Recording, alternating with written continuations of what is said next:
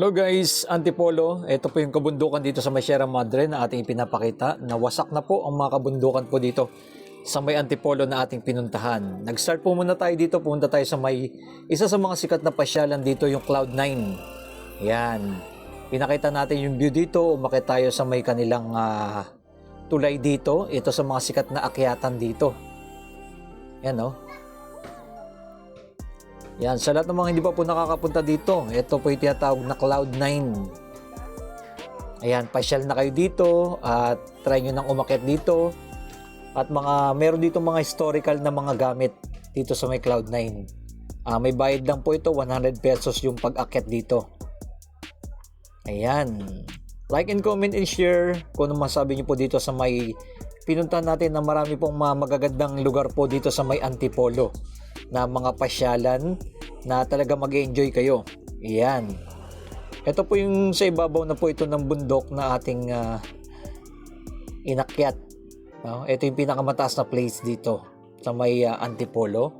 Ayan o. Makikita nyo maraming mga pupunta rin dito, mga kabataan. At ito po yung ating pinaka-drone shot. Ipapakita naman po natin yung dito sa may Antipolo, meron tayong nakita na wasak na po yung kabundukan. Ito po yung kabundukan ng Sierra Madre. Yan o, nakikita nyo po yan, dire-diretso po yan. At alam naman po natin, ang Sierra Madre ay napakalawak.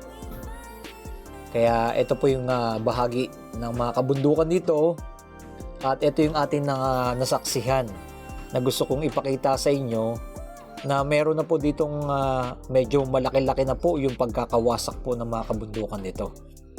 And i-comment nyo na below kung ano masabi nyo po dito sa ating ipinapakita sa inyo.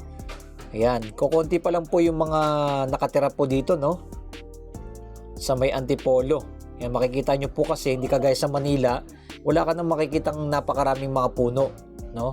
Talagang nagsisiksika na sa Manila, Quezon City. Pero dito sa Antipolo, meron pa po mga bahagi ng mga puno, napakalawak. Ayan, natatanaw na po natin, medyo malayo-layo lang po ito, no? Umaabot mula dyan sa may ating pinaliparan ay kulang-kulang 2,000 meters ang layo. Ayan, like and comment and share. Maraming salamat sa ating mga viewers, subscriber na lagi na sumusuporta sa atin, na ipinapakita natin yung mga pagbabagong kaganapan dito sa ating bansa at yung mga nangyayari. At ito nga po yung ating nakita, no, ng ating drone.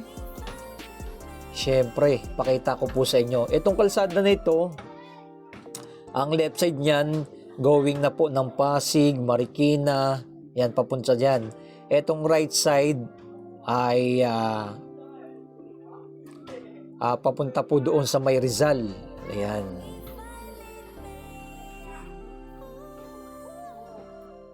Ayan o, Baras Rizal, yan, mapapunta dyan. At Marilake, dyan ang mga daanan. Ito po yung aking tinutukoy, oh. Grabe, no? Kitang-kita po ng ating drone shot, napakalawak na po yung wasak dito ng mga kabundukan. Dito sa unahan pa lang yan, dito sa may kalsada. Ayan nating nakita, no? Kitang-kita nyo yan. Ayan, no? Zoom natin ang ating drone para mapakita sa inyo. Nandiyan yung mga heavy equipment. Tuloy-tuloy yung kanilang mga ginagawa dyan. Banda doon sa may pinakadulo naman, makikita ninyo, ayun, no, wasak na rin yung kabundukan ng parte ng Sierra Madre. Ayan, no, kitang-kita nyo yan. Ang isa sa mga nagiging problema lang dito pag nagkaroon ng bagyo dito ay yung landslide na dito mismo dadaan sa mga kabahayan. Yun ang pinaka masaklap na pangyayari. Meron na rin mga nakatira dyan na area, no? Meron tayong nakikita mga bahay-bahay na rin. Eto, grabe, no? Kita nyo yan, guys. Etong mga kabundukan nito sa mga hinaharap ay maipapatag na yan, no? Siyempre, pag naipatag na yan, tatayaw na yan ng mga housing naman po ang mangyayari. Ayan, ng ating mga nasaksihan. Ayan, i-comment nyo na below kung anong masabi nyo po dito sa ating pinaliperan ng ating drone na pinakita natin itong kabundukan po dito sa may Antipolo, no? Ng parte ng Sierra Madre. Kitang-kita po ninyo. Ayan, hanggang pababa na yan dyan. Dito sa area na to, medyo wasak na eh. At napakarami ng mga heavy equipment, tuloy-tuloy na po yan. At napakarami pa naman po mga puno. Yun yung mga banda sa mandulo, yung mga kabahayan. Ang mahirap lang dyan ay pag nagkaroon ng bagyo, doon na papunta yung tubig na rumaragas sa dyan. Going to Marikina River, yan, and going to Pasig River. Yan po ang ating mga latest update natin. Yan, no? Kita nyo yan, guys. Yan. Maraming salamat sa inyong lahat dyan. Ito pong muli ang inyong lingkod, Skywalk TV. Pinapakita lang po natin na meron dito mga bahagi sa Antipolo ay wasak na po yung mga kabundukan na ating ipinapakita. Yan po ang ating mga latest update natin dyan. And i-comment nyo na below kung ano masabi nyo po dito sa ating pinuntahan. Dito lang yan sa may Antipolo. Matatanaw nyo po itong area na po ito.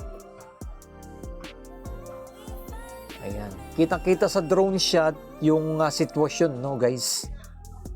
Ayan, no. Inatras natin ng ating drone dahil malapit na malobot ang ating drone. Medyo malayo-layo po kasi yan.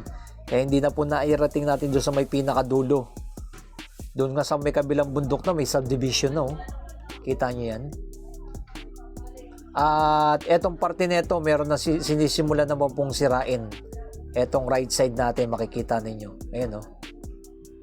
Sinisimula naman sa kabilang side ng naghuhukay na naman na sila.